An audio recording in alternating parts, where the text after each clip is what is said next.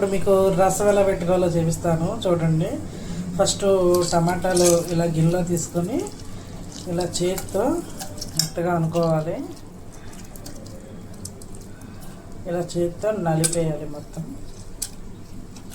దీనిలో అంతా గుజ్జంతా వచ్చే వరకు.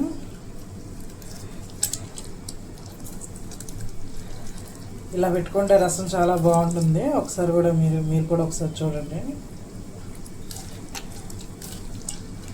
ఇదిగోండి, ఇలా మెత్తగా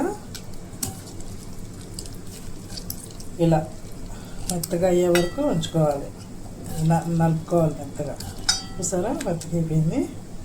నెక్స్ట్ దానిలో వాటర్ పోసుకున్నాను.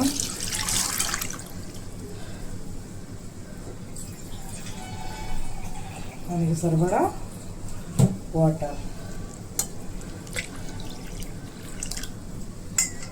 దీనిలో ఆనియన్స్, ఒక చిన్న ముక్క, కొద్దిగా 2 ఆనియన్స్, కరివేపాకు కొద్దిగా, కొత్తిమీర, కాడలతో కొత్తిమీర వేస్తాం కదా.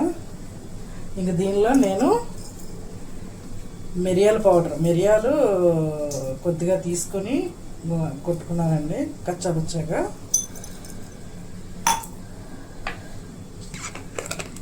అల్లం వెల్లిపాయ పేస్ట్ కొద్దిగా వేసేయనట్టు కొద్దిగా వేయాలి, కొద్దిగా వేస్తే సరిపోతుంది, అంతే చాలు.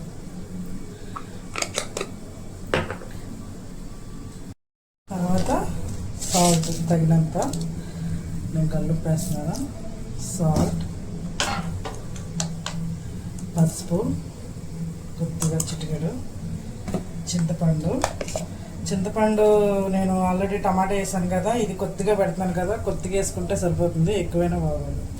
సార్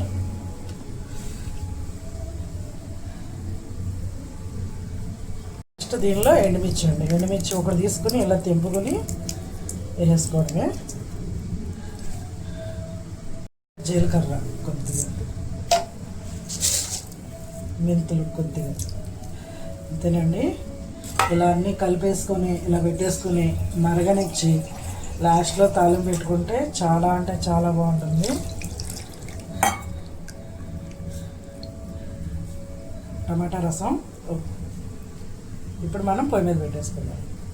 ఇలా పొయ్యి మీద మీడియం ఫ్లేమ్ మీద పెట్టుకోవాలండి. మీడియం ఫ్లేమ్ మీద పెట్టుకుని అది పొంగి వచ్చిన తర్వాత కొంచెం మరిగే వరకు ఉంచుకొని ఇంకా ఉప్పు అవి అడ్జస్ట్ చేసుకోవడమే. చాలా అంటే చాలా బాగుంటుంది ఇలా టమాటా రసం పెట్టుకుంటే.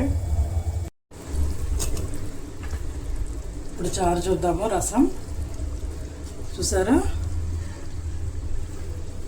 ఇలా మీడియం ఫ్లేమ్ మీద ఇలా మరగబెట్టేసుకోవడమే. అయిపోయిందండి, మరిగిపోయినాయి రసం. ఇంక తాలింపు పెట్టేసుకోవడమే. చాలా అంటే చాలా బాగుంటుంది ఇలా కాసుకుంటే కనుక రసం. మిరియాల రసం, మిరియాలు, టమాటా. ఆయిల్ వేడెక్కిపోయింది. ఒకటి వెల్లుల్లిపాయ, ఆవాలు, జీలకర్ర, మెంతులు కొద్దిగా, ఒకటి ఎండుమిర్చి తీసుకొని 2 ముక్కలు వేసుకుంటాను, కరివేపాకు. ఇంగువ మా వాళ్ళు తినరండి, అందుకే నేను అయిపోయింది. ఇంకా కట్టేసుకోవడమే. ఈ తాలింపుని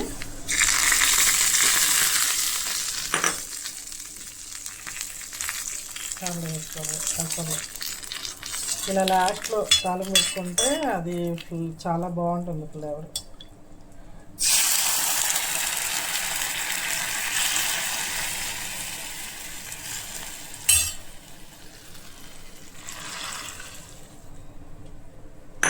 తాలింపు తర్వాత ఇలా మూత పెట్టేసుకుంటే అది లాక్కుంటుంది ఫ్లేవర్. అంతేనండి, రసం రెడీ.